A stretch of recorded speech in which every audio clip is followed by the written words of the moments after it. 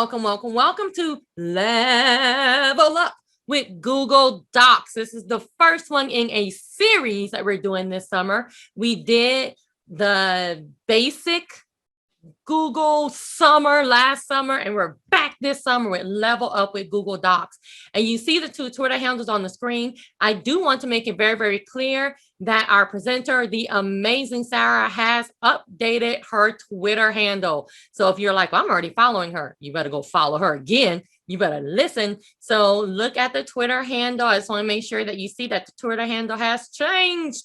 So make sure that you get that. So who am I? I am Dr. Desiree Alexander. I am the founder, CEO of Educator Alexander Consulting. Hello. And I'm so happy to bring you this webinar series this summer. But guess what? There's other webinars too. What? So for the Tech You Can Do Leveling Up with Google Tools, we are right here at June 22nd with Docs. But notice next week, Tuesday, we have Sheets, and then we have Slides, Forms, Drawings and Jamboard, and Cites. So do not miss any of them. They all have a separate registration, but everything is going to be on one website. So if you go to edalex.net/levelup, you can get all the resources and everything. If you're watching this on the YouTube channel, you cannot get a certificate, but you can get the knowledge. And right underneath the video in the description will be a link to the website, again, where you can get all of the resources and all of the awesome things. We also have ISTE coming up this weekend. Woo-hoo. So if you're going to ISTE, come and see me. All of this information is on the website. Inclusion Tech Hacks will be July 10th. We don't want to only use technology for certain students. We want to use it for all students. Then I'm going to be at Teach Tech. It is an awesome conference. It is paid, but you can use the code FRIENDS for 20% off registration. And you can see I'm pretty much living there, right? I mean, it's just like every minute I have a session, and I love it. Then we have Creating Your Digital Library coming in July. EdChange Global, the original 24-hour conference. We have presenters from 12 p.m. to 12 p.m. Yes, you heard that right. It is 24 hours of learning in different languages, different topics. You want to attend for free and win prizes. We also have financial literacy for educators coming in July. Then we have Back to School with Bunsey in August. In October, we have Infusing Digital Reading and Writing Tools, no matter how you teach. And then we have TCCA, one of my very favorite conferences in Houston, Texas. It will be in person as far as we know this year. So yay, TCC, I can't wait.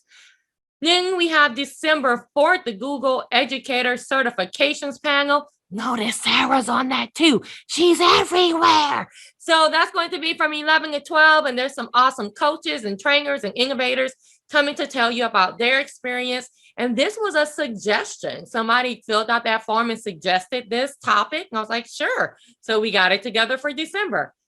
There you go. So let's get started with leveling up with Google Docs.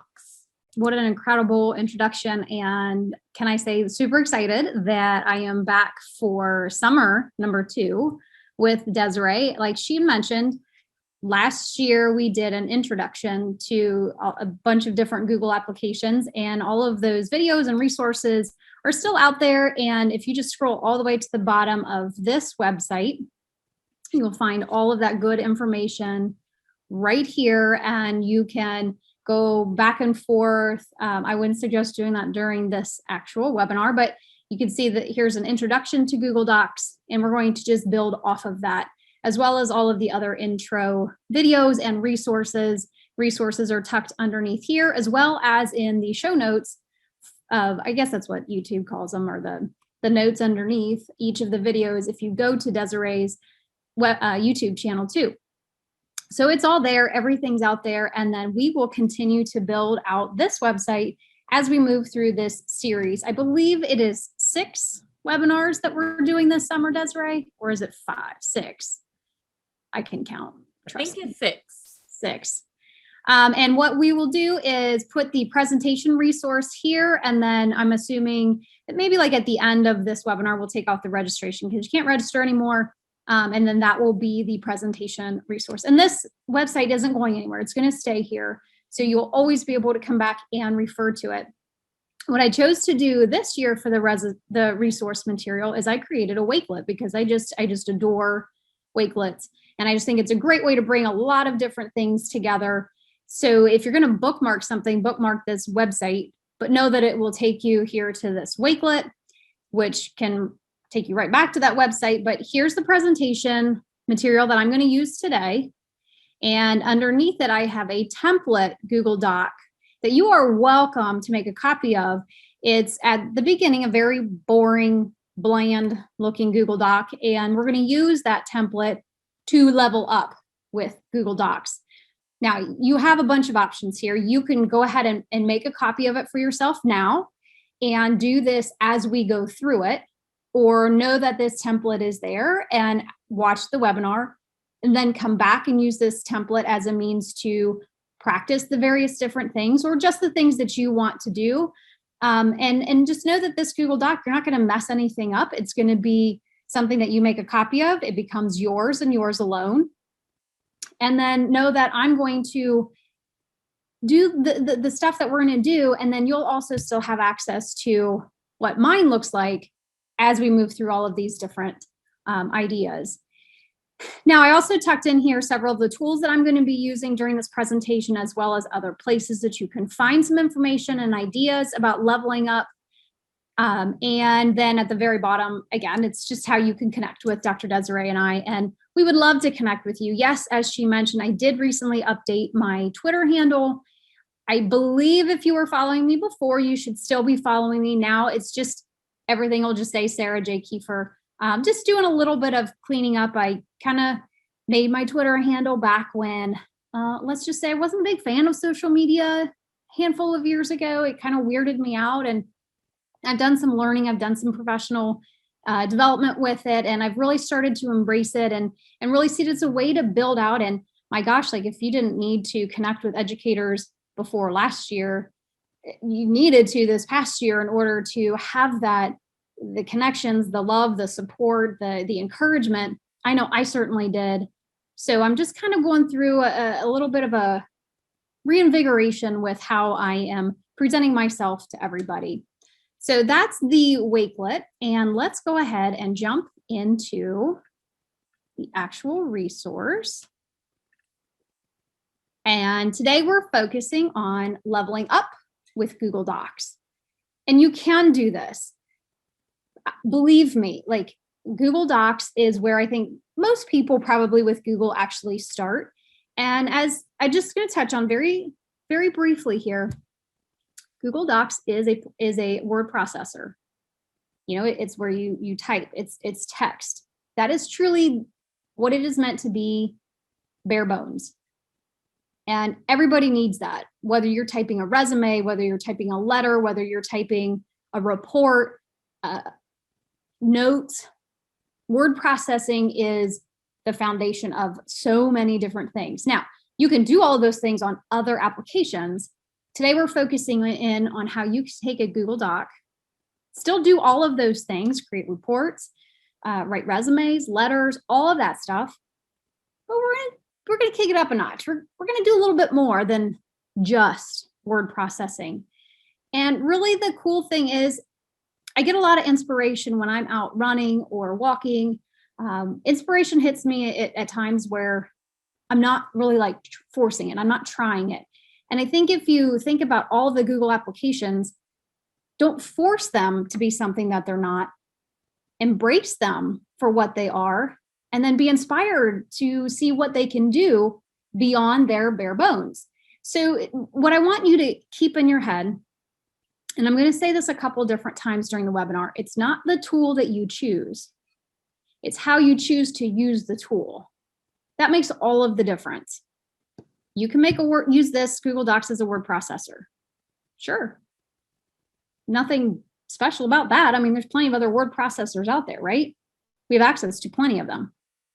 but it's how you choose to use this word processor is really what takes it from word processing to the wow. Now, just let's start off. I created this as a Google Doc. It is a Google Doc. And you can see that there's way more to this than just text, right? Got an image here. I've got some navigation is what a lot of people would consider this, maybe a mini table of contents. You've got all of your tools up here at the top, these menus. You can see it's a collaborative document. I've shared this out. Several people are already on here.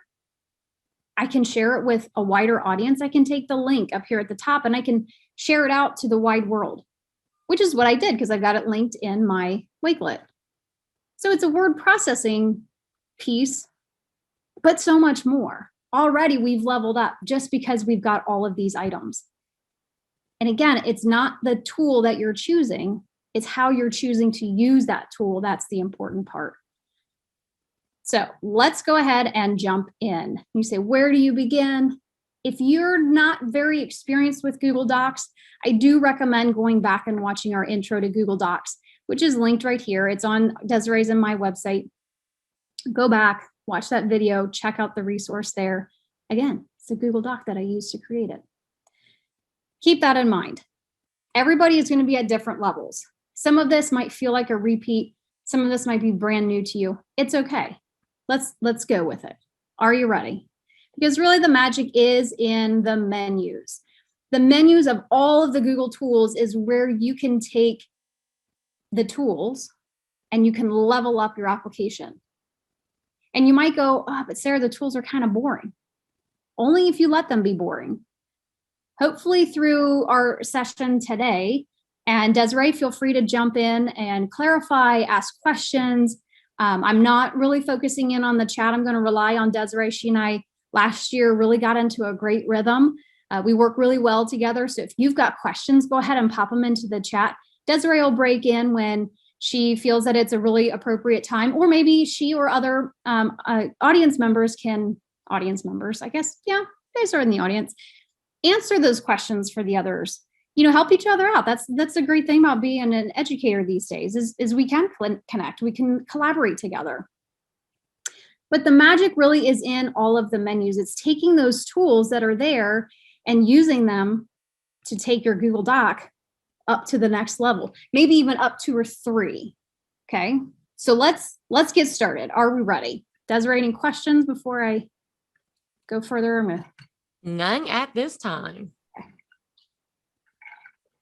Quick drink. Okay, so here again is that sample document if you want to take it. I made my own copy here, so I'm not going to actually be working in this particular Google Doc. I've made my own copy, and you'll be able to see it. It's right over here. And what I'm going to do first and foremost is I'm going to separate these out a tad. I'm going to make it so that you can see them mostly side by side. I'm going to come back. And one of the things that I want to point out is we're going to travel through the menus. And as we travel through these menus, we're going to see how you can and you will level up your Google Doc. First of all, if you need to, you can always make your viewing a little bit smaller so that you can fit more on one screen. Now, over on my sample document here, I've got some notes, some comments, some thoughts that I wanted to make sure that I included. Now, you can do that in a lot of different ways. So when we start working through our menus over here, we're going to start with our file menu. The first thing that you need to know about Google Docs when you want to level up is you don't have to keep it in its Google Docs form. And a lot of people aren't aware of this. But there are 7 different ways currently that you can download your Google Doc. And there's a lot of different reasons for that. I like to download my Google Docs as PDF files when I want to share them out and make sure that they're a little bit more accessible. I don't want people to see, oh, it's a Google Doc, I might have to log in, or I don't have a Google account. Using these other options when you go to your file and download, there's plenty of them over there. One of the really cool ones that I kind of find a little bit intriguing, and I think that I've never personally used it, but I've seen a lot of people use it, is this Epub. It truly is a way for you to share your Google Doc in a manner that you're electronically publishing it. It allows for a much wider audience to be able to access it, and it doesn't have to just be in its Google Docs form. Notice here too, you can download it as Microsoft Word. We are living in a world that we need to have all of these capabilities. We don't just work with Google people. You know, I have friends that use Microsoft. I can take my Google Doc, download it as Microsoft Word, and share it with them. And I don't even have to have Word on my device because Google provides this to us. Huge means of leveling up. You know, keep these things in mind. These menus really provide the magic. The next item on our list right here is your version history. If you've not explored the version history, and I think that this is more along the lines of basic, but I know that teachers get kind of overwhelmed with all of the stuff that's there. But this version history is incredibly powerful, okay? You've got to understand the version history. And if you really want to level up your use of Google Docs, slides, sheets, whatever, figure out this version history. And there's really two ways that I want you to think of version history. Number one, as a teacher, take version history and put it in your back pocket. It's an incredible tool to keep back there because you can literally go back in time and see all of the work, or lack thereof, your students have been doing. If it's a collaborative document, you have more than one kid working on it, you can even see itemized who has done what. It's really powerful. And I see a lot of questions in a lot of the various educator groups that I'm involved in. Well, the student said that he had the entire report typed out and now there's nothing there. And, you know, mom swears that he was working on it, but can't find anything. And all this kind of, I would routinely have the students come up to my desk when they would say, but Mrs. Kiefer, like my whole paragraph's gone. And sometimes the kids were panicking because it was there and now it's not.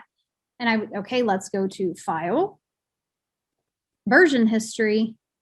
And then let's see this version history. And you can see over here, I did a lot of this because I literally made a copy of my template. You can see all of this in green. It's tagged to me. I did this. This is what happened when I made the copy. Now, when we come back at the end of the 2 hours, this is going to be chock full of different changes, updates, everything. If I were to allow other people on here, they would have a whole different color. And if a student came to me and said, you know, I worked on this for 3 weeks, I would say, no, you didn't. There's only one edit history on here. You know, like it is incredibly powerful. And it's wonderful. And I used it as a talking point because we are living in this digital world. We can't deny it. You can't avoid it.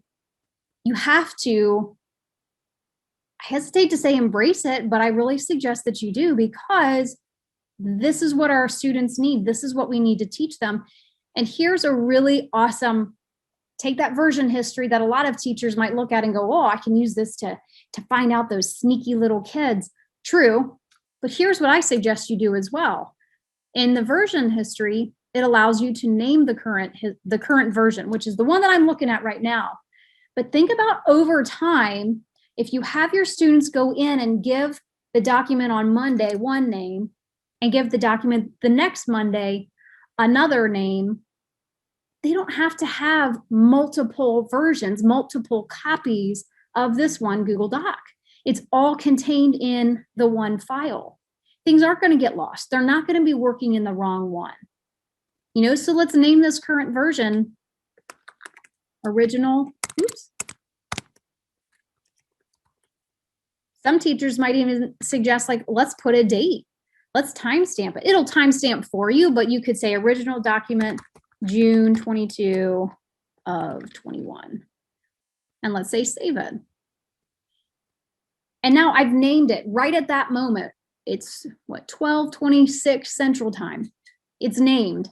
In a week from now, I can come back and I can actually revert my document back to this, and I can see exactly what it was today next week I can look back.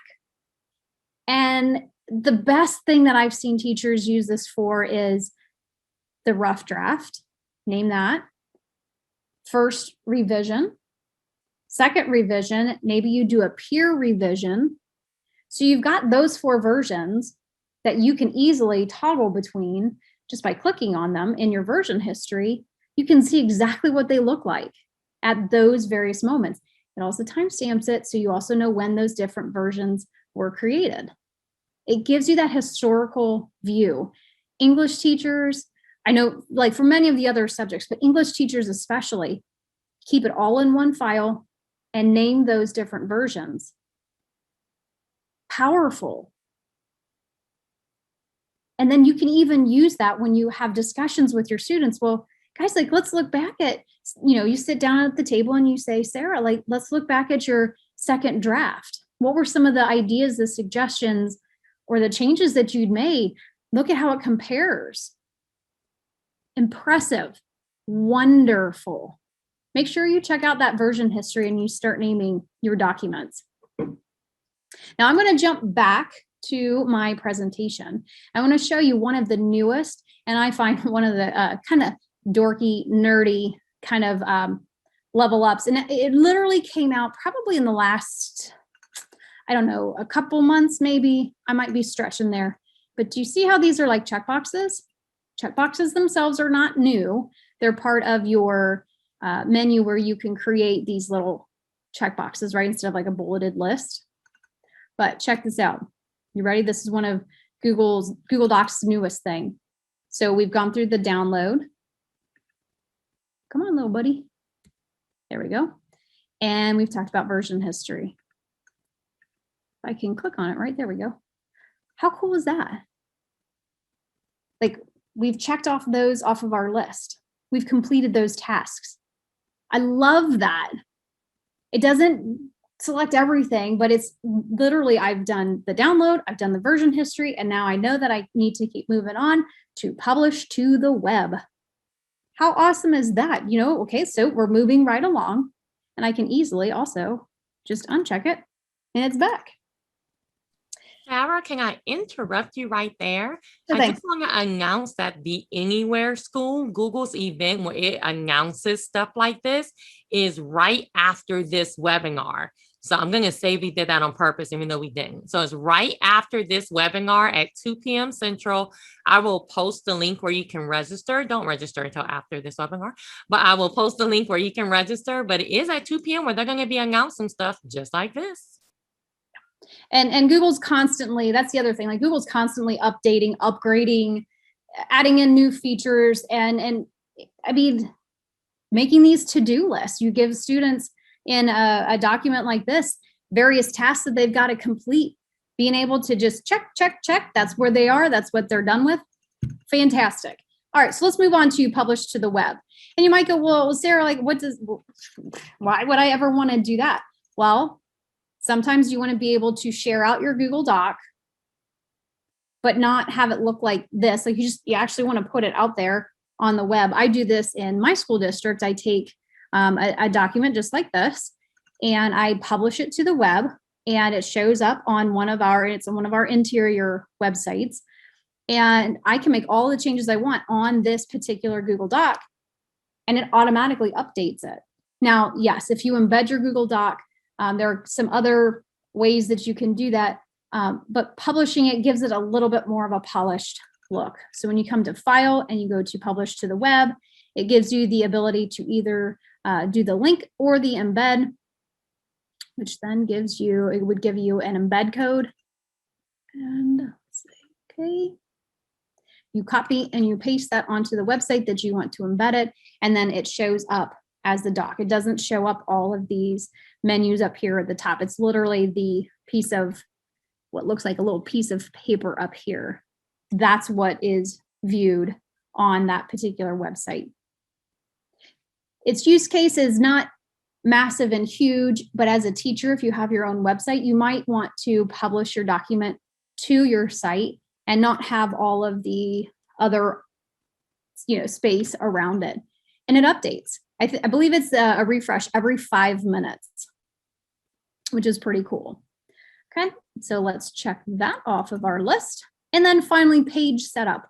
This is an intro idea, but I do want to call out this particular because, again, one of these updates, one of these changes is a major one in this page setup. This top portion is what we'll say. All of these settings right here are going to be applied to the whole document. But what you can do now is select particular content and apply changes just to that particular content. It's a huge, huge ask from many, many, many teachers, because currently, if you look, all I have is a piece of paper that's 8.5 by 11 up and down, and that's all you can do. Well, when you want to select content, let me just select my content. I've selected this, and let's say that I want to see, it automatically went to select content because I had selected some. Let's say I want to change that margin to 5.5,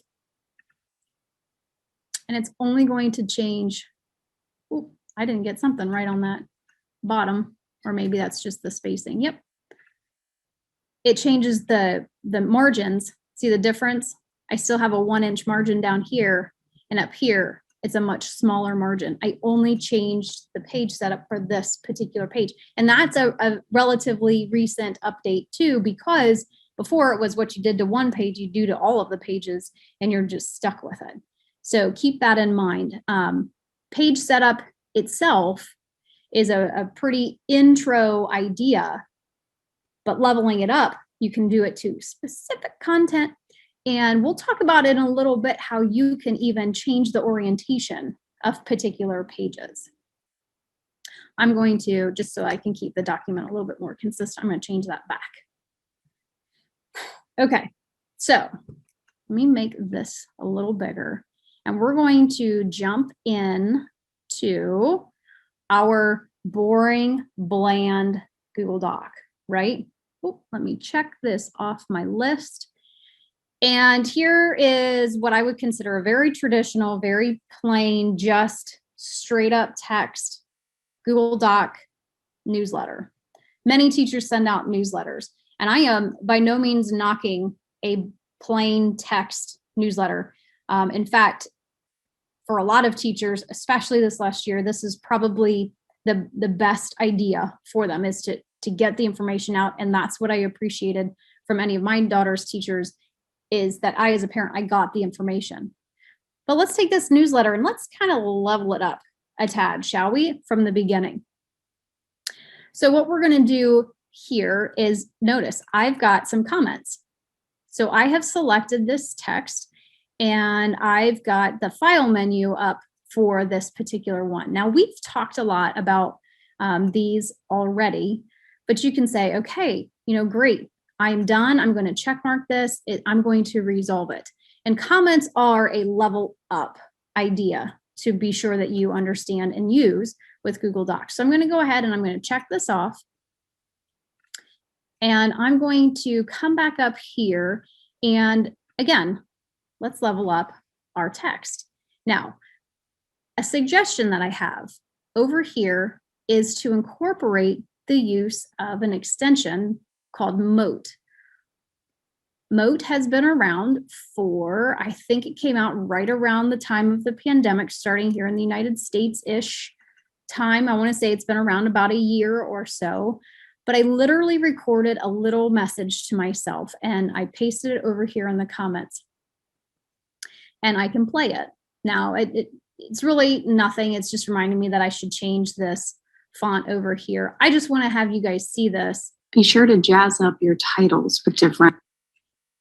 And what I'm saying right there is not the important piece here, but let's take what we all know and love to do, changing font, which again, it's an intro idea to change the font, but I want you to understand the difference of what it looks like when you do change the font. So in order to really get the full effect, let me resolve that comment.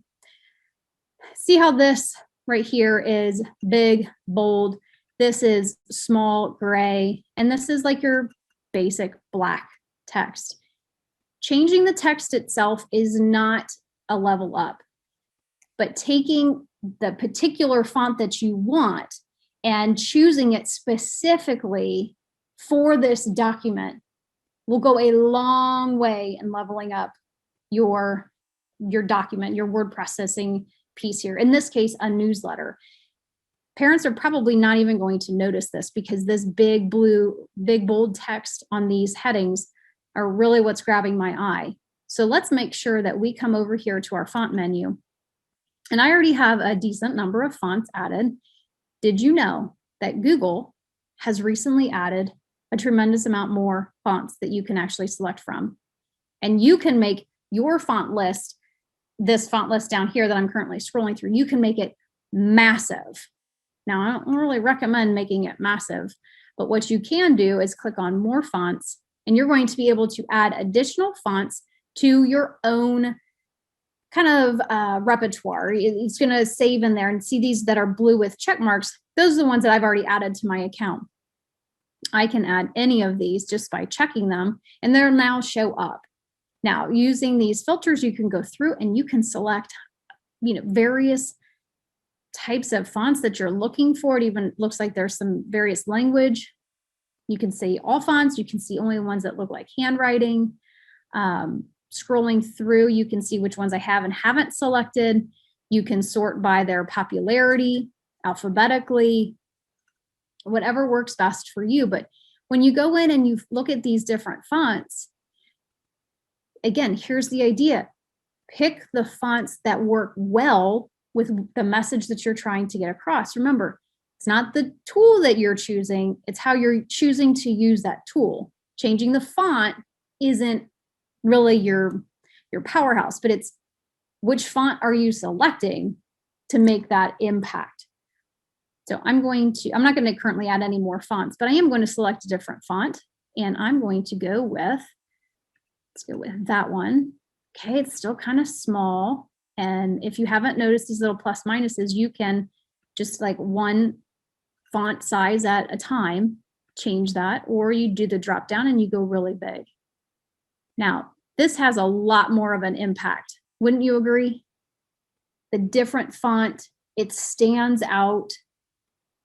I would play with this a little bit more. I don't know that this particular font is the best one. Maybe I would come down to this one. And again, pick the ones that are going to give you the most bang for your buck. And you can change the color. Red's my favorite, so I'm going to definitely go with red. And already your newsletter has a little bit different of a feel to it. So look at some of these basic tools and help yourself take your Google Doc up to the next level. All right, and I would do the same. I would select my date. I would give it a different font, and I would definitely change the size. All right, so we're going to hold off on this information right here. We're going to go back to my regular or my presentation document, and we're going to jump to the next menu, our editing menu. Now, our edit menu, again, has always been there, and a lot of these, copy, paste, cut, all those kinds of things, pretty basic things. This paste without formatting, if you've never checked this out, is really impressive. So what I've got over here is I left myself a comment.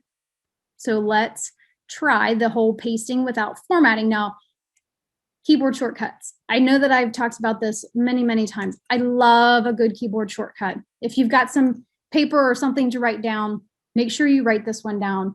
I've got it over here that if you need to, you come back and write it down later. Control-Shift-V. If you're on a Mac, it's Command-Shift-V.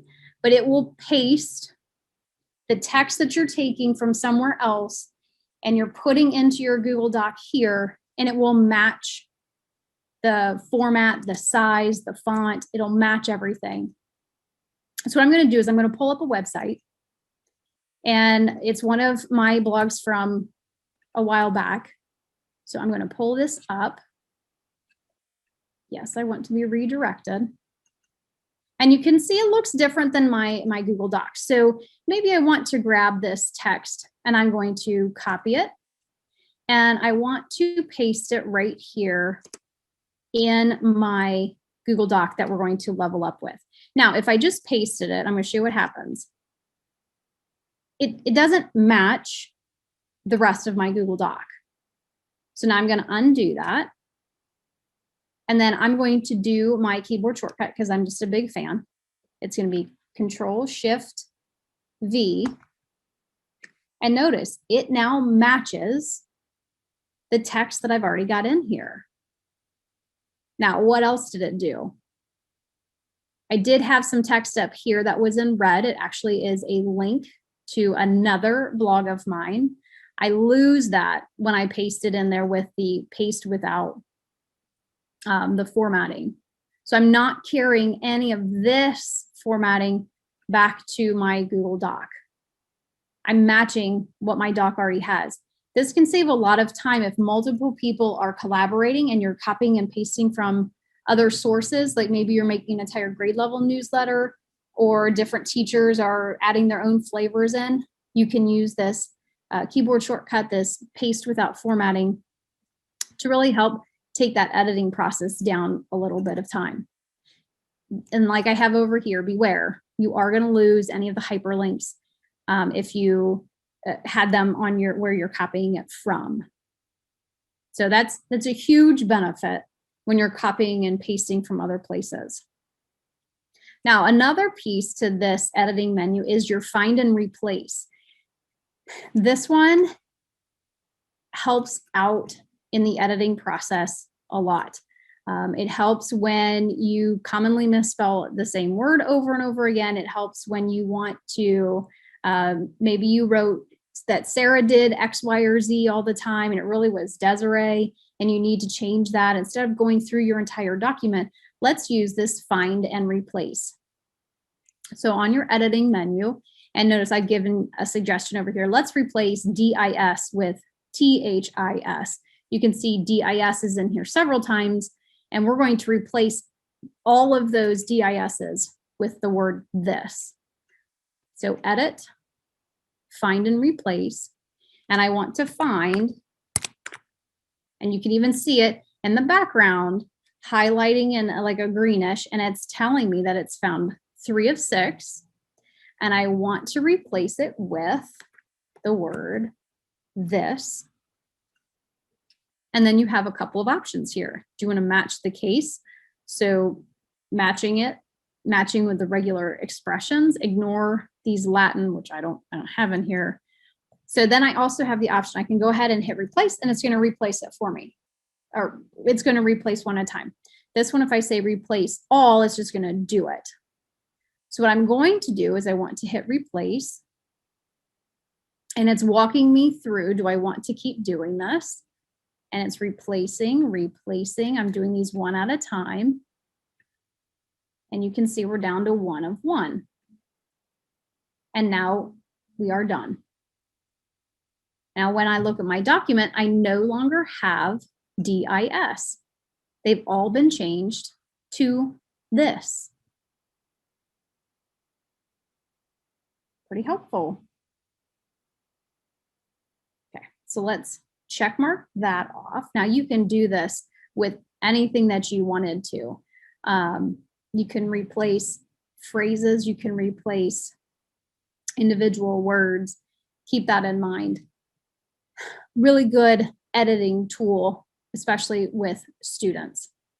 So let's come back here. We're going to check this off, check this off, and now we are into math. Math teachers, you with me? Are you excited? Are you ready? Because one of the big pain points that I hear from math teachers is the whole adding in equations. Equations are difficult. I can't do equations. I don't have all of the right tools to be able to do the exponents or the symbols and all that kind of stuff. Google has added in an equation toolbar, but it's not right there in front of you. It's, and I'm not going to say hidden, but it's not active all of the time. So for math, let's go to view, and we're going to click on show equation toolbar, which is going to give us a check mark. And it's going to add, you can see we now have 3 rows of toolbars, and it's adding in our equation toolbar right here. So if we're ready to add in an equation, and I don't teach math, and I don't teach math for a reason. I can do math, not the higher super skilled math stuff, but if I want to use a Google Doc to create some equations for my students, let's add in a new equation. So I click that button that says new equation, and you can see right here, like it's got a little tiny blue box. And now these options are no longer grayed out. They're more normal colored of text. And you can select which type of equation you want to create. So let's just do a basic. So let me do 6, and then I'm going to pick a relation, and I'm going to pick that. And then I'm going to insert an equal sign, and maybe I do 12. And then I just simply clicked on the other side of the 12, and I have an equation. It's a nice looking equation. It's kind of small. So what I'm going to do now is I'm going to select all of it, and let's just make it bigger. So I've got my equation. Maybe this is a true false. Maybe you want them to solve for X. You know, that's where your directions would be coming in on your document to give to the students. But the point is you can insert equations. And if I was more math skilled, like if I had better understanding of all of the curriculum that math teachers teach, I could add in all different kinds of equations. So maybe I want to add in another new equation, and I want to come into here and do a fraction for, oops, I don't jump on me, get in there, 4 over 8. And then maybe I would ask students to give me the reduced form of this, or maybe this becomes 4/8 plus another fraction, and so on and so forth. But the ability to have an equation toolbar and use this in Google Docs, which a lot of teachers use, takes it up to the next level, because this is what math teachers have cried out for. This is what they've needed. It's here. You just have to know that it's here. Now, if you're done creating all of your equations and you no longer need this up, you can just simply click that X right there, or you go back into view and then you turn the equation toolbar off. It doesn't take away your equations. It's all right there. Desiree, any questions? I hope if there are math teachers out there, if they've got questions, they're popping them into the chat, and maybe we're helping each other answer any of these. But I just love that that's an ability that we have now in Google Docs. We absolutely are helping each other, but we do have a question. Do you know if they will add this equation toolbar to slides and forms too? I'm not, I have no inside track with Google, guys, I'll be honest. The best thing that I can recommend that you do is, and in my line of thinking, if they've added it in here, the chances of them adding it in other applications is good. It's no guarantee, but the best thing to do is when you learn where the equation toolbar is here in Google Docs, look for it in those same or similar spots, because not all the menus are identical, but they're similar enough. If you look for them in those similar places, you might just find them. But you know, if we're going to do a little bit of app smashing here, if you've got them here, it would, in my mind, make sense that you could select all of this. And I know this takes it's not a straight up simple task here, but what we're asking to have done is not necessarily straight up and simple for everybody, but you copy it here, like you create it, copy it here, and then go paste it where you need it to be. It's another idea, another possibility. But what I have seen historically, and Desiree, you can either back me up or you could say, Sarah, you're just crazy. But a lot of times they'll introduce a tool, an idea of value in one application, especially one where it's been begged for years. And then it kind of just ends up like filtering out to the other ones. So I wouldn't be shocked, but Absolutely. I have no inside like track. And I will say, if you want to, give Google that feedback. They operate a lot on feedback that they are given. And when you see changes, when you see updates, when you see new ideas and tools, like I said, with this equation editor, teachers have been crying for this for a long time, and it's here. And I hear it all the time, like, we're doing this in response to, this is what teachers want. Google Classroom is a huge example of that. They made massive changes, and some of it massive, meaning it just adds capabilities that we needed, we wanted, and we asked for, and now it's here. So keep that kind of in mind, that it may not be there right now, but hopefully in the future. All right, so I'm going to cross that one off my list. And the next menu item is our inserting. Inserting, guys, like I could go on for hours about the options that you have with the inserting menu. Getting back to my Google Doc. And the first one, and this is one that it's an app smash between several or a couple of different Google products. And you can do it in different ways. And until you stop and you go, well, what's the pro of that one? Or what's the con of that one? And then you compare it to the pros and cons of the other ones, you might not really totally be able to wrap your head around what does that mean. Now, Google Docs, again, let's go back to word processing, right? But that means that you can start there and you only have up to go. Okay, so we're going up with this. So if you're, for example, a science teacher, and in your newsletter, you want to insert some sort of picture. And again, I don't teach science. My brain totally 100% is history, it's social studies. I love all of that stuff. But every subject has some sort of image, picture that you would want to insert, correct? Again, see how I'm using that? Insert a picture. So but we're not going to insert pictures here. I want to insert a drawing. So for science, let's say that we want to insert a drawing. We have two options.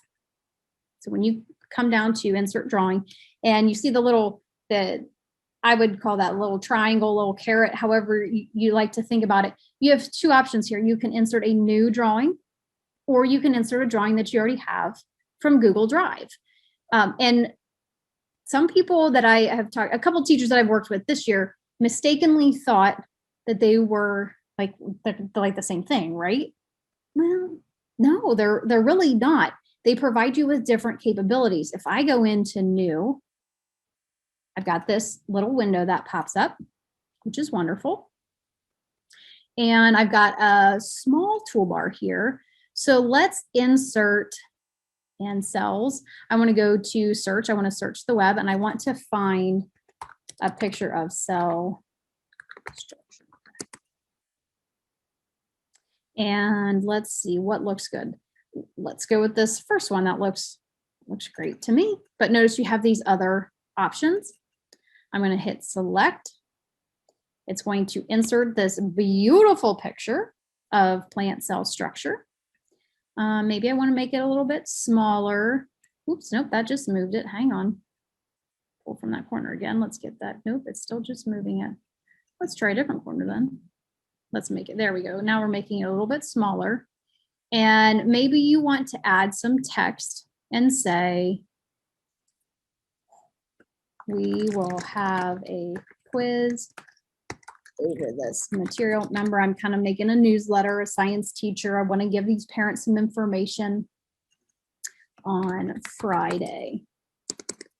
More information can be found in Google.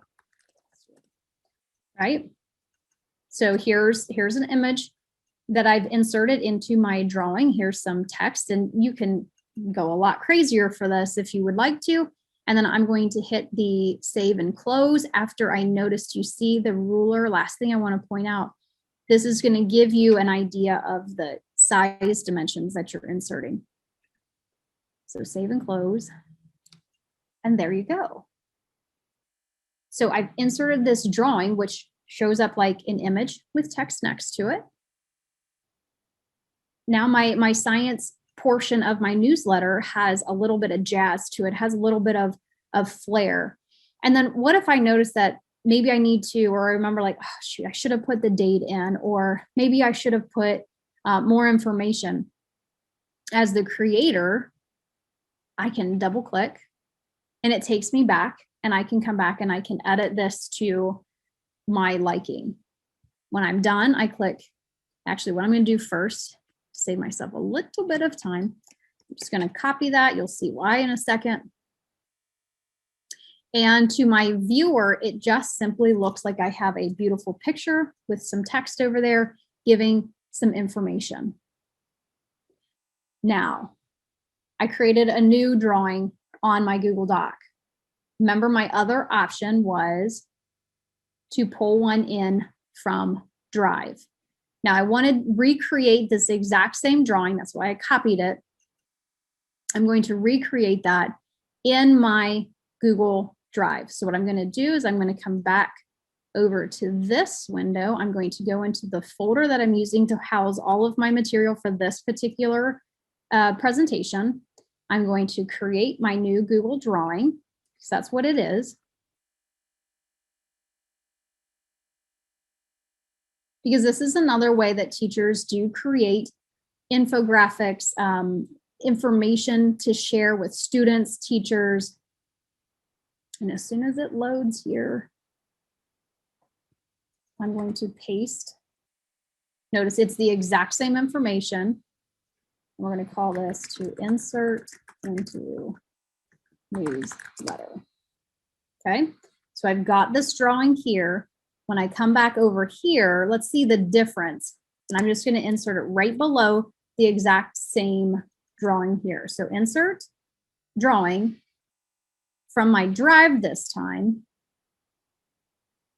It's only going to pull up my drawings. I won't be able to insert a Google slide from there. I won't be able to insert a Google sheet from there, but you can see to insert into new. Yep, that's it. My newsletter.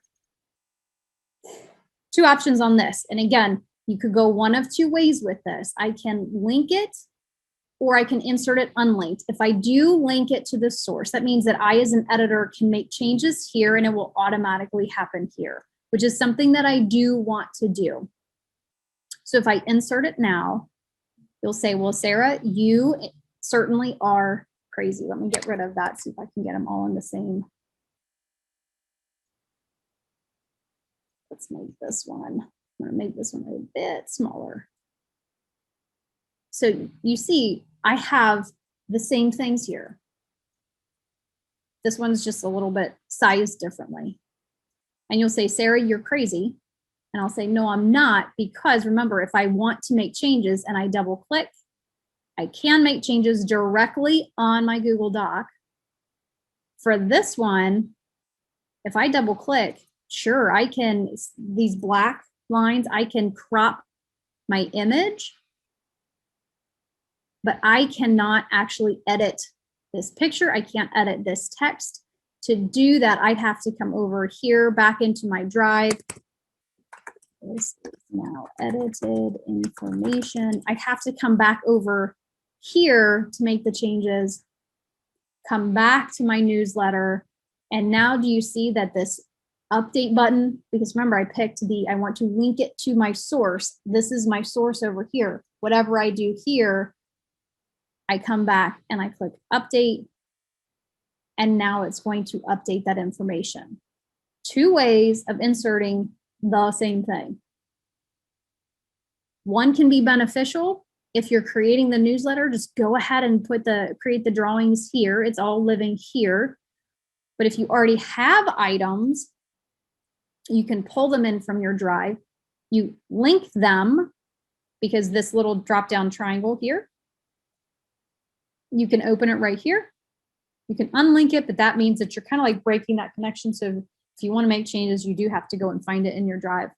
Again, how beneficial. You've already got a lot of this information. You would just want to insert a simple image. Maybe you want to insert even, something bigger than a simple plant cell structure with some information. You can do that in a Google Doc. It doesn't just have to be that simple text, right? Now, benefits to both, cons to both. This now lives inside your Google Doc. This actually lives out here. And if you're looking, even though it's a little bit smaller, it is a tiny bit clearer. I have found that when you create the drawings in Docs by doing the new, the quality of the image is not, it's not as crisp. I can't explain it. I don't know why. That's just what I have found. Okay, any questions on the drawings? Because I know like the two different paths, there are benefits and drawbacks to each. We have none at this time. Okay. All right, so drawings, done. Now, charts. Charts are awesome. A lot of the same idea. Let's see, let me look at my rememberings here. So what I have done too is, as a teacher, now I'm not recommending that you use this next specific tool to, but I wanted to show you how you can insert some charts, and I wanted the charts to be something that teachers can grasp very easily. You can insert whatever charts that you have created. So when you come up to insert and you go to charts, again, you have several options: bar chart, column, line, pie, and directly from sheets. Okay, so what we're going to do is, again, I'm going to show you two ways that you can do this. Let me close this one out. And I'm going to come back over here, and I have this Gradebook. Actually, you know what? I've got it right here in the comments. This Gradebook template that Google has in their Sheets template gallery. It's a simple gradebook that many teachers would embrace. It's got a whole grading system set up. It has a grade distribution over here. It has average scores. So let's just say I have this beautiful chart, and maybe it was an opinion chart, how many kids like potato chips and how many kids like ice cream, what have you. So I've got this chart here. Notice my skinny snowman gives me a lot of options. If I want to copy this chart and I want it to show up in my doc now, let's go below this. Now, I could simply paste it in there. And I prefer the shortcuts.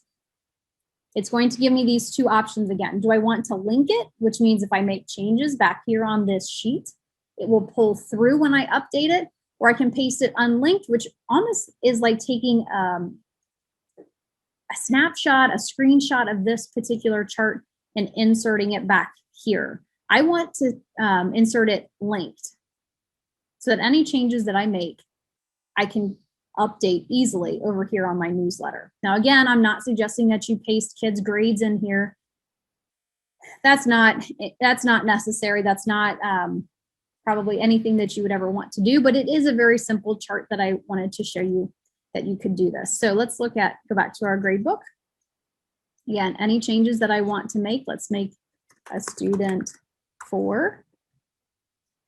And let's go ahead and give them some grades. They got a 9 on that one, they got a 25 on that one, and they got a 36. So now you can see here, I've got 2 Bs, a C+, and an A. I come back to overview. My chart has changed. I only have 1 A, I have 2 Bs, and I have 1 C+. So my grade spread has changed a little bit.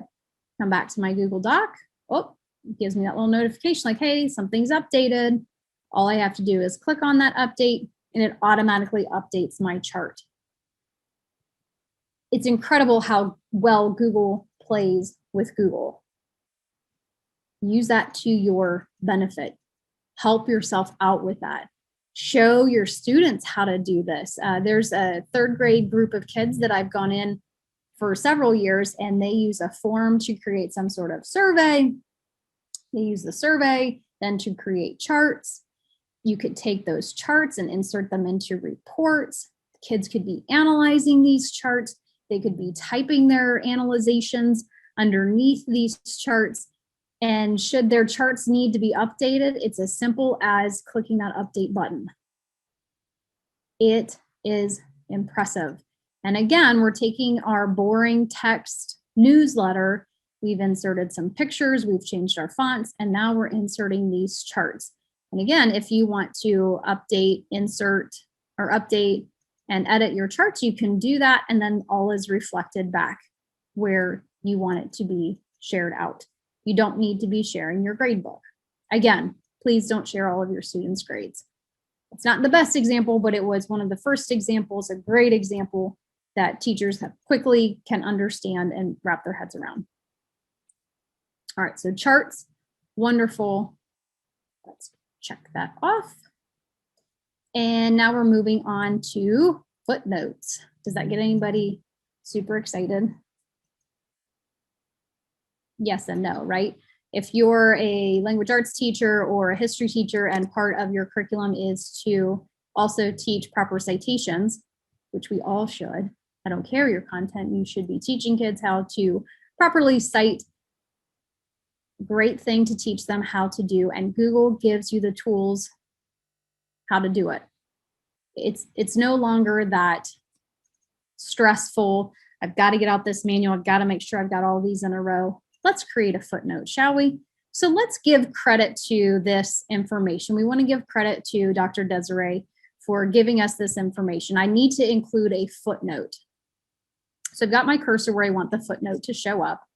All I have to do is come up to my insert menu. And it gives you your little shortcut. You can tell that I'm on a Mac because that's the symbol for a command. I'm going to click that little footnote. And it does two things very quickly and automatically for you. It's a tiny little one down here. And yes, it will keep them numbered for you. It's wonderful. And then it pops that down into my footer down here. I've got the number 1 there, and I'm going to give credit to Dr. Desiree Alexander. And maybe I want to put her website. Oops.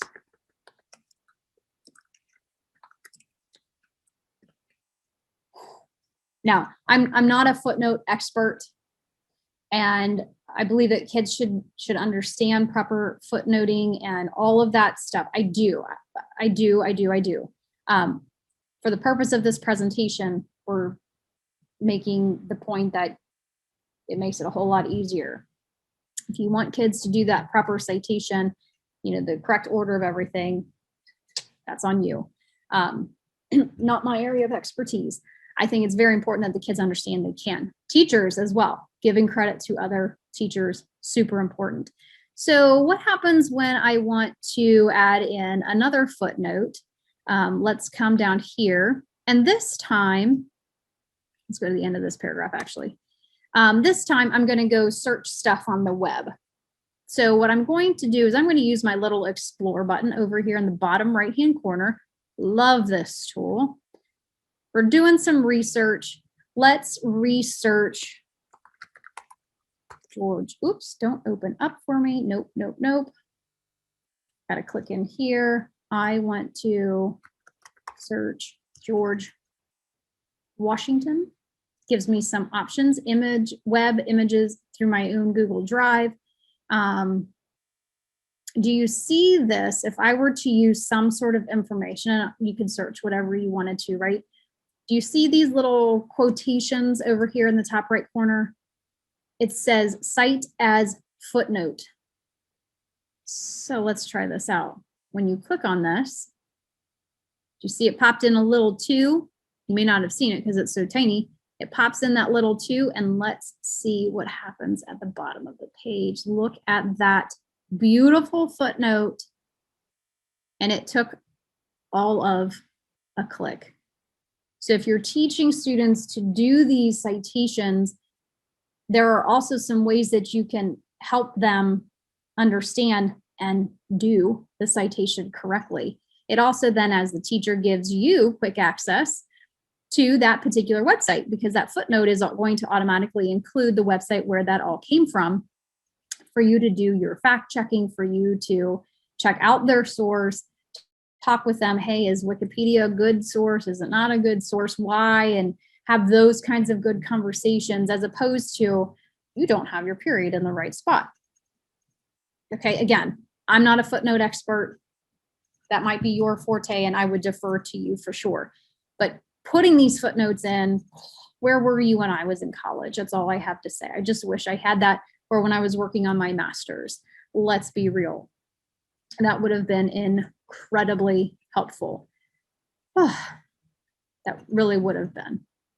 I'm not going to lie to you. Now, footnoting is fantastic.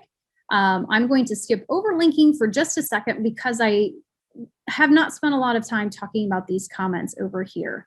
These comments I put in for myself. I put in to remind myself of these things, but think about how you could take a Google Doc that a student has done some research, they've included some footnotes, they've got a chart here, and you want to give them some feedback. Because if you wait until you give them a final grade to tell them that their chart is wrong, or that they've used the citation for the footnote wrong, what good is that? They're not going to come back and redo it after you've given them their final grade most of the time.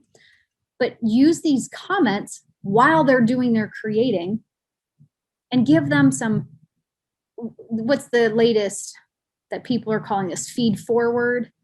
Give them some of that good information that they can use now to improve. So when we get to their final product is a really fantastic thing. And it's not, well, you didn't do this, this, this, and this. Let's use the tools that we have at our disposal to really help them amp up their Google Docs, just like we're trying to. So let's say I want to make a comment on this particular chart. I've clicked on it once, and then these two little buttons show up over here. I want to add a comment. Kind of highlights it a little bit in yellow. You can see I've got a new box over here. Because I've got the Mote extension, I could just simply record feedback from my student right here. And then it also gives you this, it won't show up. This is just here to kind of like visually remind me that if I put in an @ right here, maybe I want to assign this to that account of mine and say, you might want to double check your numbers. This chart a little off from what we talked about in class. So I've tagged another one of my accounts, which will add them to this discussion. It sends them an email. And again, it's up to your district whether or not they have the emails turned on. It depends on your grade level. But if students are collaborating on a document, or you are collaborating on it with your student, it will show up there. You just need to teach them that this is how you're using feedback and this is how you're providing this. I can also assign it. So then it would be on that account that I would have to complete this. I can check mark it as being done, and I click assign. Now you see it kind of has like it's not as bright gold as it was when I was creating the comment, but it still shows that there is a comment, very much like these other ones here too. Comments are really, really helpful. If Desiree and I were collaborating on this, we could give each other feedback. We could comment on here without doing it on the actual document. We could do it out here on the sidebar, give each other some constructive feedback and say, hey, maybe we should change this, or what if we added this in here? Whatever your feedback, your ideas, your thoughts are that you want to add in. And please notice, like, it now adds in this hyperlink. When I had my grade book in here, you can see this other link down here. You can add in links to places in your comments. It really is a very powerful way that you can take a Google Doc and level up, because again, it's not the tool that you're choosing, it's how you're choosing to use that tool that really makes the biggest difference. And if a student pops in and they see this information here, oh, I put in the wrong chart, or I got to go back and I got to fix my chart, and they need to fix it, they click on the chart, they can go to their source, and it all becomes this nice flow of information. All right, Desiree, questions while I take a real quick drink? No, we don't have any questions right now, but people are putting awesome things about citations in the chat.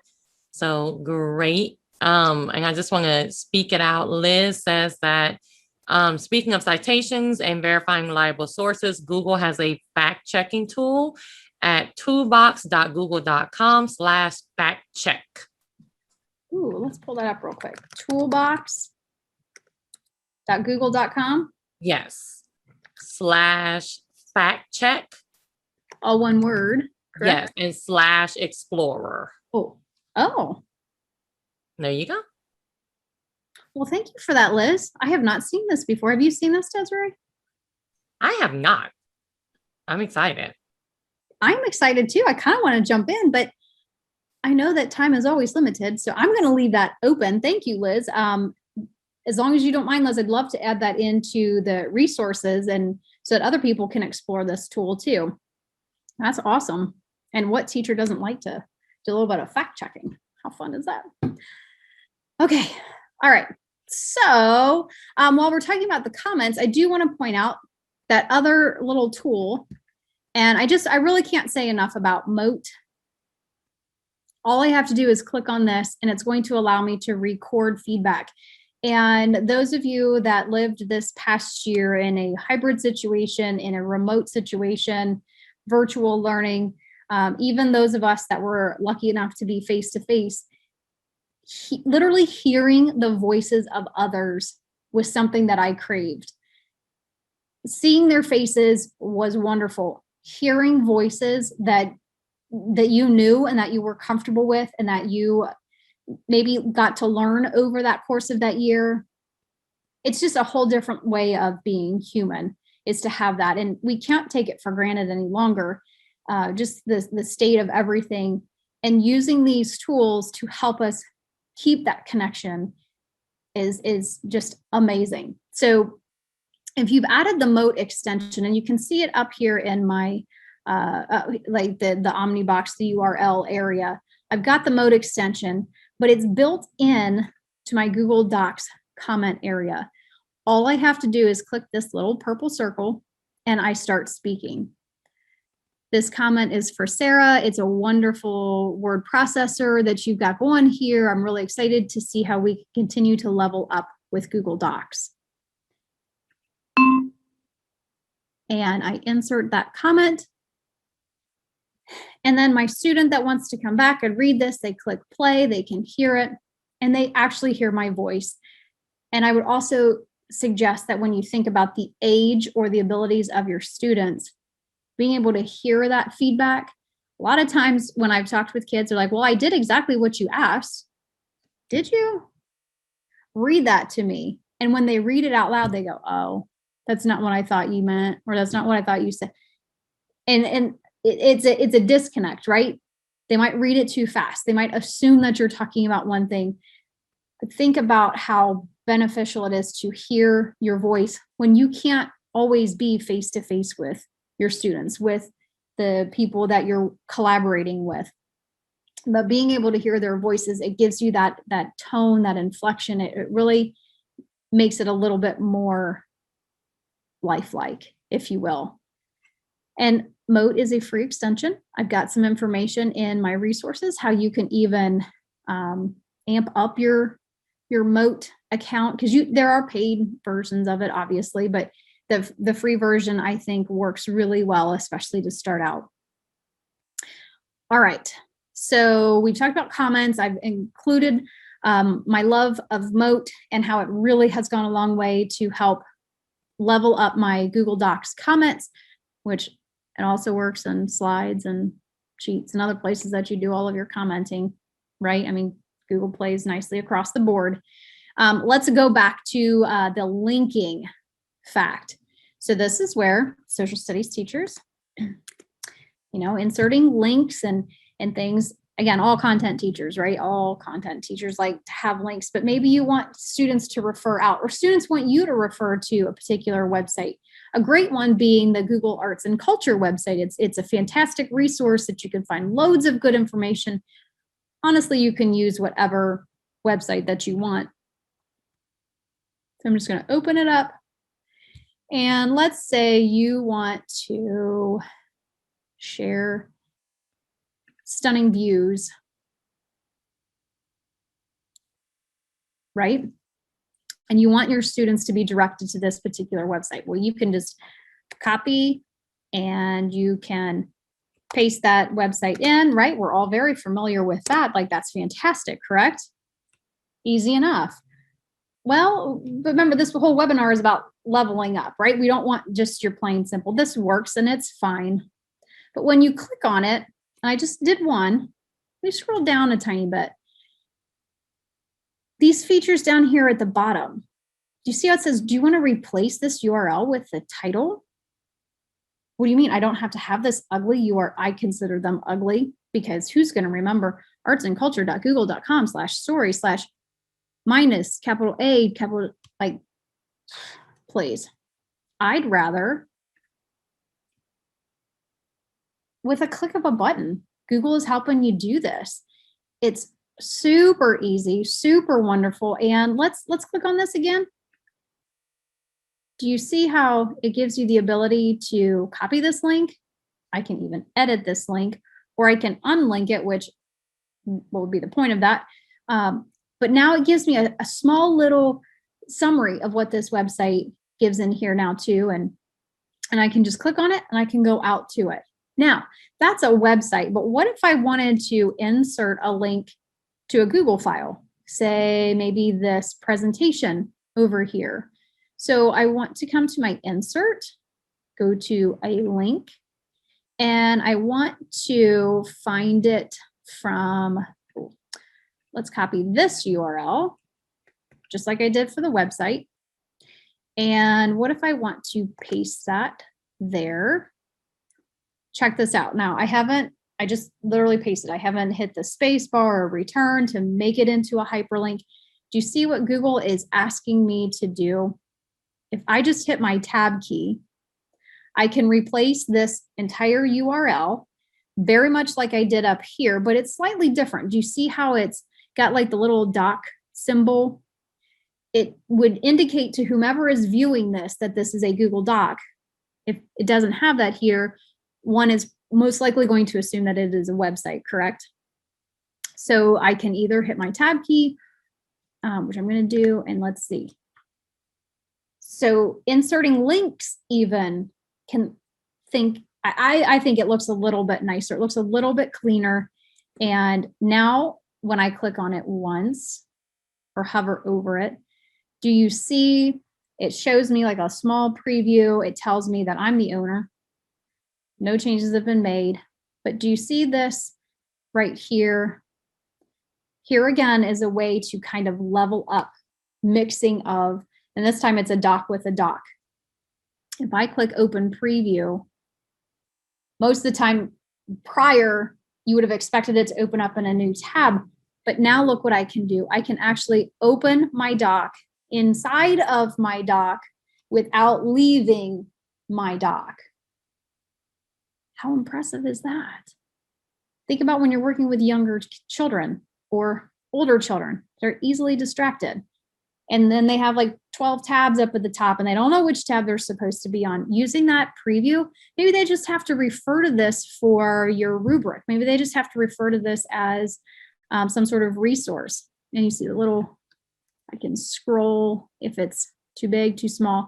Yes, they can copy this. Yes, you can open this up in a new tab, or when they're done, they can close that preview.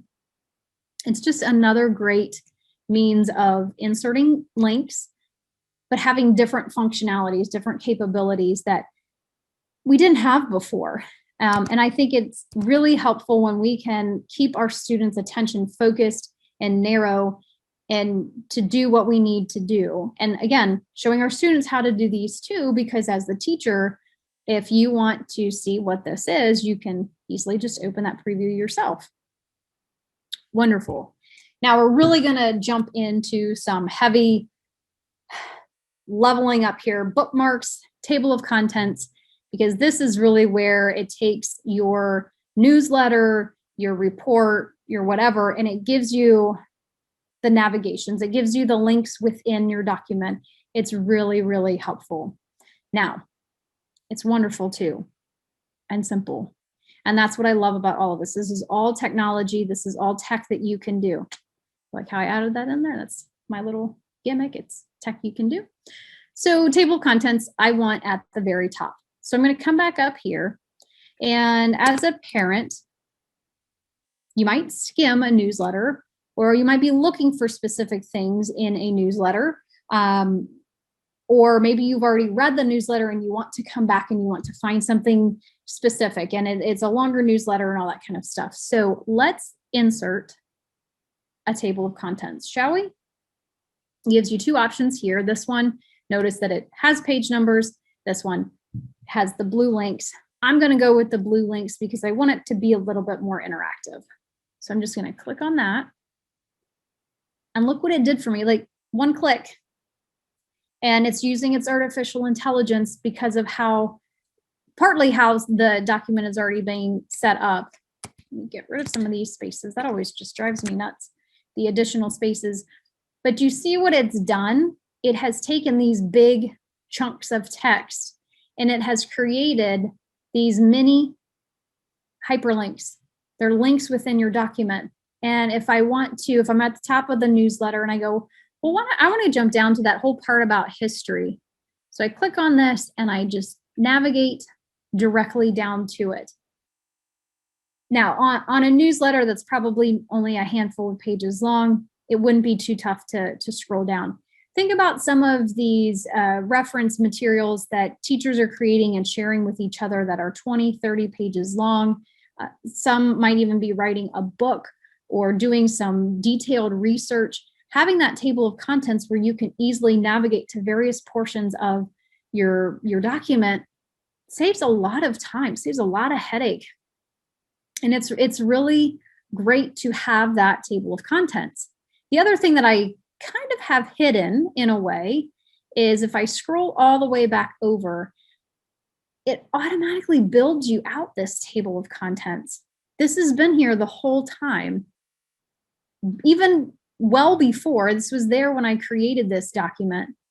And these are also ways that you can navigate through your Google Doc. It's all based on this tool right here, these styles that you have with your Google Docs. Now you can see that this what about math is heading 2. What can I do with ELA? Also heading 2. What about history? Also heading 2. Use these to help you out. Now, here's what I'm going to do is and you're going to say, well, Sarah, how do you do this? Why would you do this? Up here, it says that this is just normal text. Well, what if I wanted to make this the title? It's going to come when I click on this, it's going to change my title of my newsletter to match this format, right? What if I don't like that? What if I really like that red? What if I really like that font? I'm going to undo that. And again, I'm going to click on here and I'm going to come over to my little triangle and I'm going to update title to match what I've already adjusted. So now this is the title of my newsletter. And if I wanted to, and I'll show you why I did that, changing my title. Now, when I click on here, do you notice that my title shows a different format? It's a different color. It's a different font. I can adjust now with a click of a button, selecting text, coming back in here and clicking title. And it changes that date for me to match. It's a great way of helping yourself format your newsletter, your report, your research document, whatever it is that you're creating on this Google Doc. Sarah, Now, we do have a question. Yes. After inserting the table of contents and then exporting it as a PDF file, does it retain the hyperlinks for the table of contents? I am 99.9% sure that it does. And I am that sure, and I could be wrong because, there's always a chance that you're wrong, right? But it would also hold all of your hyperlinks and everything else.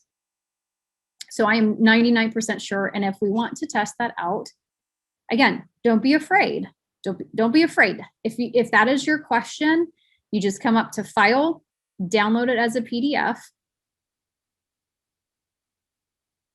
And then I'm going to open this PDF. And we're going to test that question. Let's see if that 0.1% was wrong. Click on that. Nope. Popped me right on down to that little chunk. And look how cute that little footnote is. I don't normally consider like footnotes and citations cute. But for me, having to do as little work as what I did, that looks really nice. That looks really impressive. Now you don't notice that the one thing that you lose, like when you do download it as the PDF, is you just have the document, right? Like you don't have that lovely outline over here to the left of your doc. But there you go, 100% positive. It retains your hyperlinks table of contents. And here's another cool thing about your table of contents. And I'm just going to do this just to be really quick. Okay, I'm just going to copy this part. And I am going to add it down to the bottom. Okay, so I'm going to paste that in. Do you notice what it does over here? It adds that on to my outline. Like what if I wanted to change this to, let's get rid of all of that. What about art and music and just sitting on all my things here. Shows it as part of the outline. And then you say, well, Sarah, what about the table of contents? Hang on, hang tight. Come back up here. I'm going to actually click into my table of contents and you see my little circle. I wish it would say update like it does with the charts and the drawings and everything, but it doesn't. But if I click that little refresh, you don't even have to come back and type all of that in. It pulls it in. That is the beauty of artificial intelligence. It pulls that in for you. And then the other thing that you can do here is these are all heading 2s. If you say, I don't like this text anymore, I want to jazz it up here. I got me some new fonts. Sarah showed me how to add some new fonts, which fonts.google.com. It's another great website for you. Let's change this to Original Surfer. Let's up this size to 21. Let's make this, I don't know, let's go purple. And let's underline it. Okay, you ready? So that's my one. Notice how different it is from my original. It's a heading 2. And what I'm going to do is say update heading to match. And big old little let down there. Those are also supposed to be heading 2. Yes, I have to click through them. I thought it was going to do it automatically for me. See, there's the percent that I get wrong. I thought it would do it for me. Anyway, click of a button, right? You select this, click on heading 2, boom, it's changing it for you. Love it, love it, love it, love it. Now, it's not going to change it up here, but anytime you want to refresh your table of contents, go right ahead. There's your little refresh. Fantastic. Now, here's another idea. What if you want to link like within? So let's do this. I'm going to come down and I am going to click right here and I'm going to insert a bookmark. Now, see, it's just kind of like a little blue tag.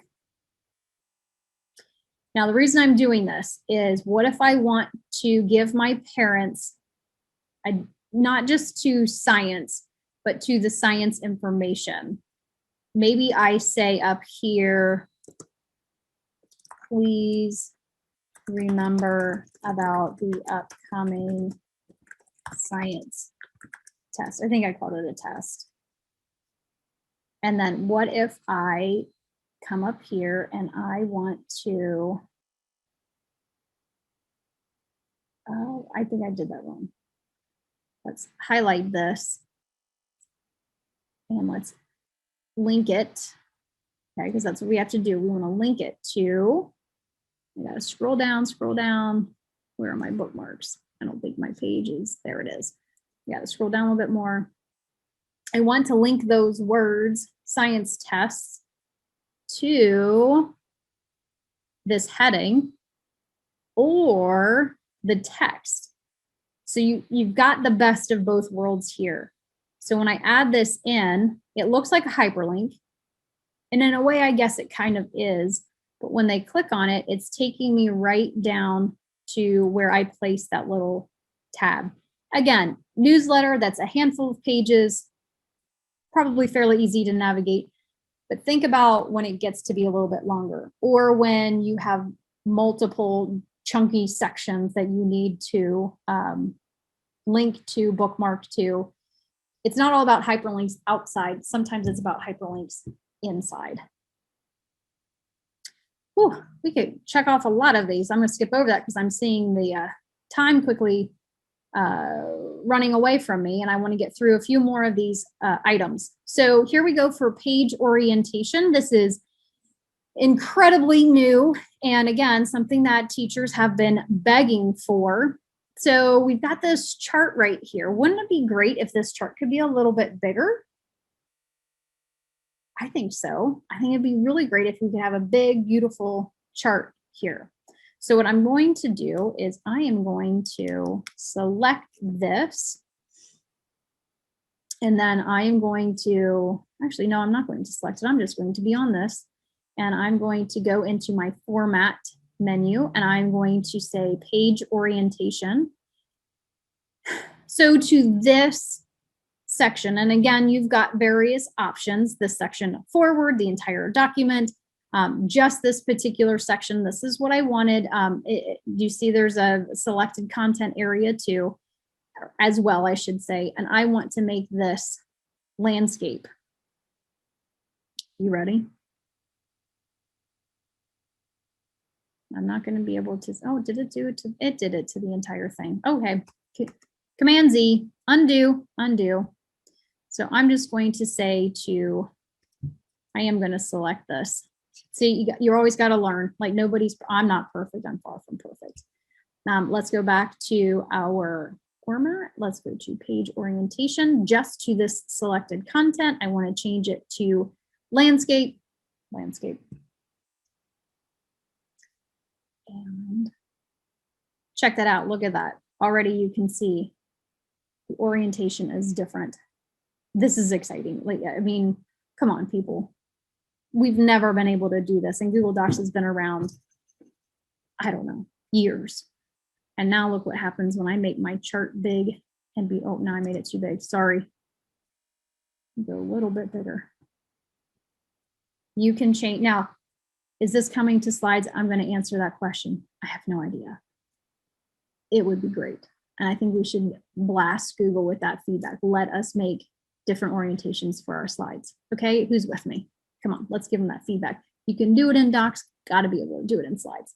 Okay, I'm not a coder, I don't know. But check that out. You've got your portrait, and then you've got a chunk of it that you want to have a landscape, big and beautiful. And then you go back to portrait. Who isn't excited about that? I mean, could we do without it? We have been, but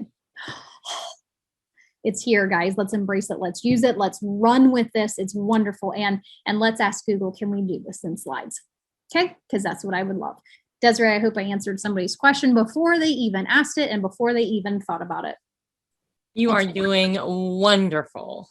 That kind of stuff, like, well, my Google Doc, it's all this, no more, people, no more. Let's ask for it. Okay, whew. Now we're getting into some of the nitty gritties. We've talked a little bit about the explore. It not only is it down here, I love this little explore down here. The possibilities are endless with this. I love keeping students right here. Not only can you search for, what do we want? I saw somebody from Ireland. Let's look at Ireland. Not only can you search the web, you can search just images. You can search your drive. Do I have? Oh, I do have some St. Patrick's stuff. I guess they are associating that with Ireland too. Well done. All of that information, that explore, again, helping students have that focus, providing research opportunities to where it's not another tab, it's not a chance to get off track and all that. Caution, if they click on this, they are navigated out. But here's where, and I've done this with my own daughter. Okay, I have 3 girls. One's in high school, one's in middle school now, and one is still at the elementary level. But teaching them using this Explore tool, okay, honey, you got to look through here, like which are the ones that are appropriate for you?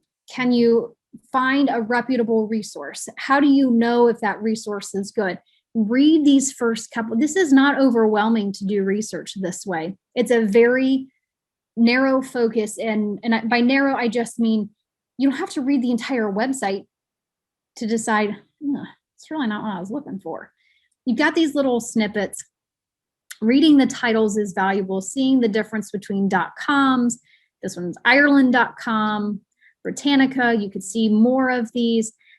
Help our students do the same things that we do in order to get the information and the quality goodness that we ask and that we want to encourage them to find. And again, there's that little footnote doodad.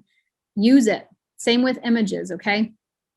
Now, the one thing I want to show you about images is when you click, that's just going to insert it. Is it doing that? Yes, it did exactly what I wanted it to do. It not only inserted the image, and images are a bit of a different beast to give credit to. Do you see it down here? It brings over the link to where this comes from.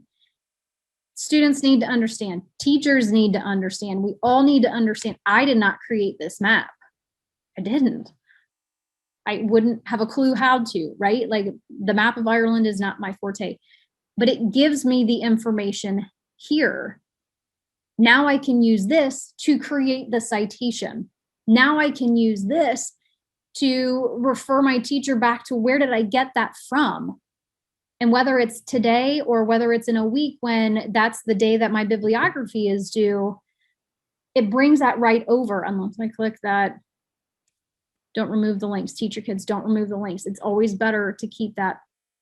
And Google Docs has also leveled up their ability with these images. You can see that you can put this right in front of text. Oh, it's a little wonky. You have to play with the formatting, right? You can put it behind text. Again, specific use cases for that. Breaking up the text, wrapping with the text, and then in line with the text.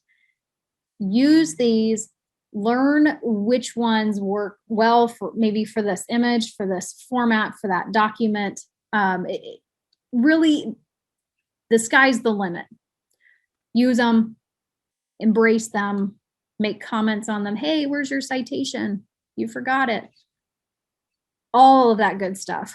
Now, let's wrap this up, okay? I'm going to do these last few ones very quickly. The voice typing, I cannot tell you what a powerful tool this is, not just for myself.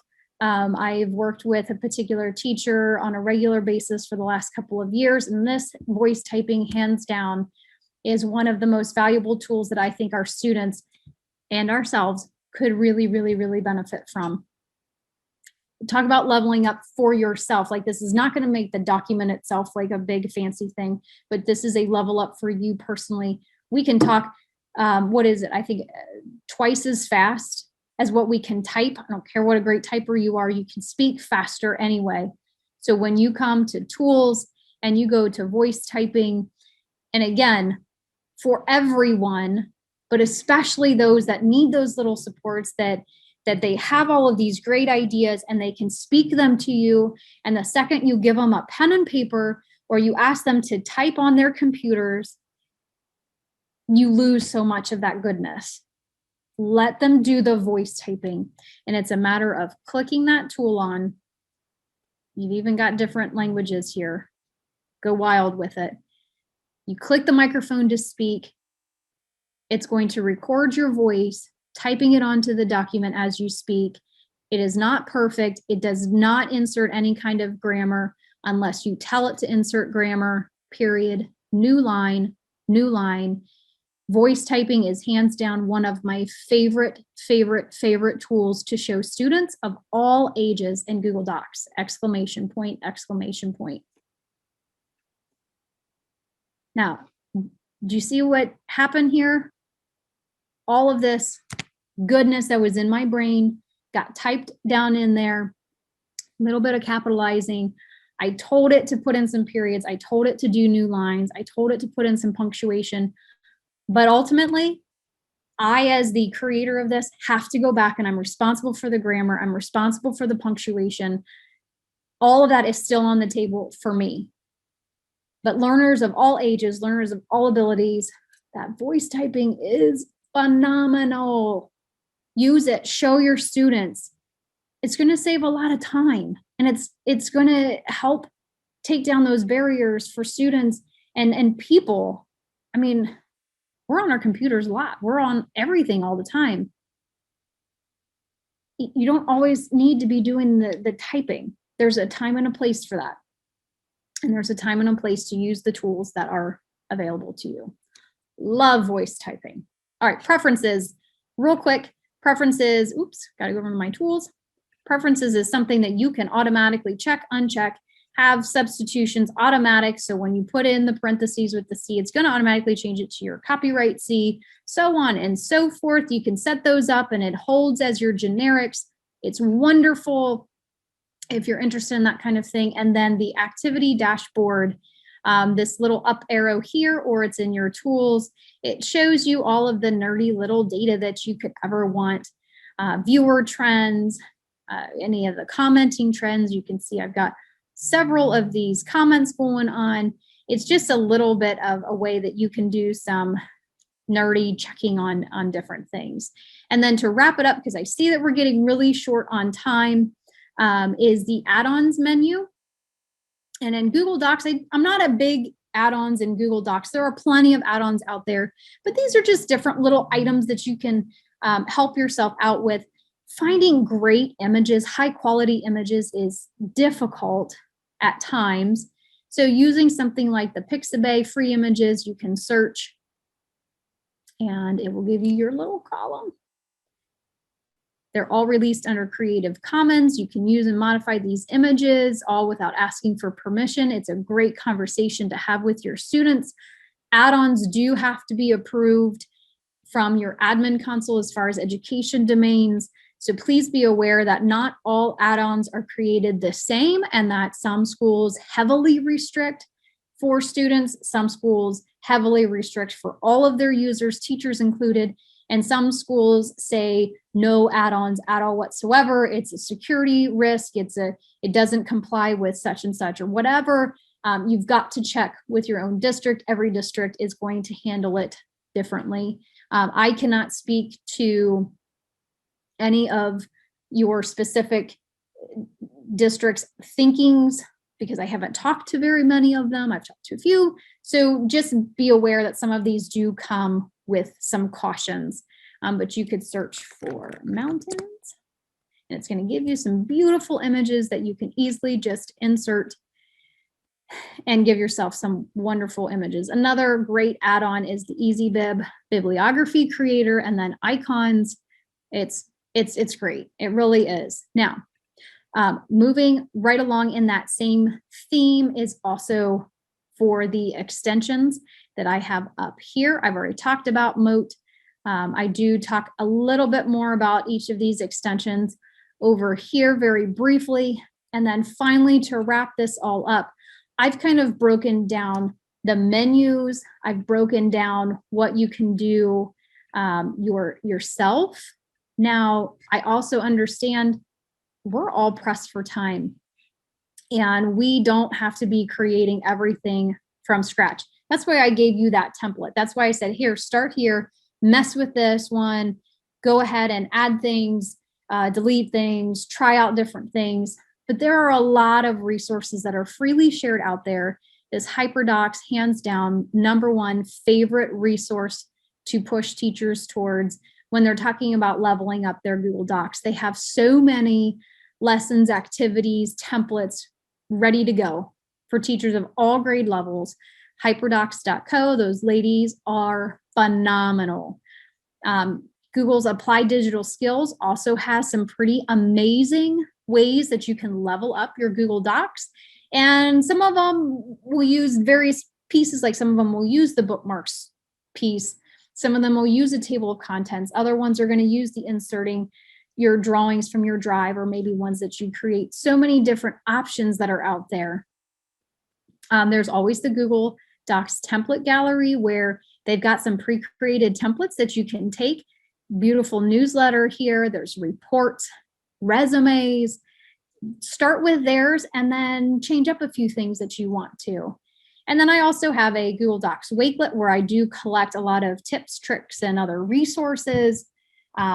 This is one from my district. One of my colleagues created a choice board Wakelet collection. They're not all Google Docs, but some of them are. And it's, again, a different way that you can use Google Docs as more than just a word processing tool. And then finally, well, not finally, because I've got a couple more resources on here. This other website, Templates for Teachers, is one that a colleague of mine, Beth Kingsley, we appeared with Desiree, I think it was like last September-ish time, and we shared a bunch of templates. I think we're up to about 80 templates on our website that are free for you to go on. They're all created with Google. Many of them, or several of them, are Google Docs. Take them, tweak them, customize them, use them with your students, with your families. And they're all Google applications that you can take and use with this. And then finally, two of my favorite resources, Eric Kurtz and Casey Bell, also do share out a lot. And then what can you do with this? Bottom line is you can do anything.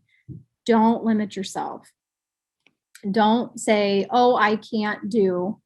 Chances are you probably can. You maybe just don't know how to. Reach out.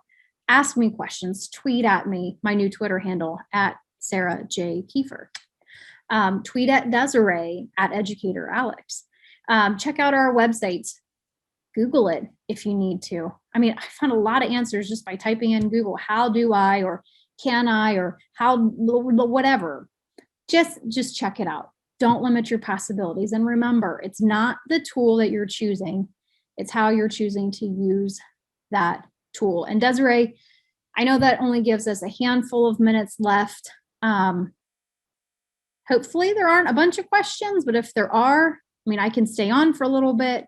Is there anything else to wrap up with? There are no questions, but we did have one pretty early on, but they said they were going to look at the video, but it was about when you were doing something with DIS. Oh, the find and replace. And they were asking if that was a spell check, or they had a question about it. It was something that, I mean, I think the bulk of this document is that the text is written in a different language that I just wanted to have generic text in there. And I replaced this word was DIS. So was it really a word? I don't know, but I was not doing a spell check. I just simply wanted to replace that with the word this. Now there are tools in here for spelling and grammar, and you can run a spelling and grammar check.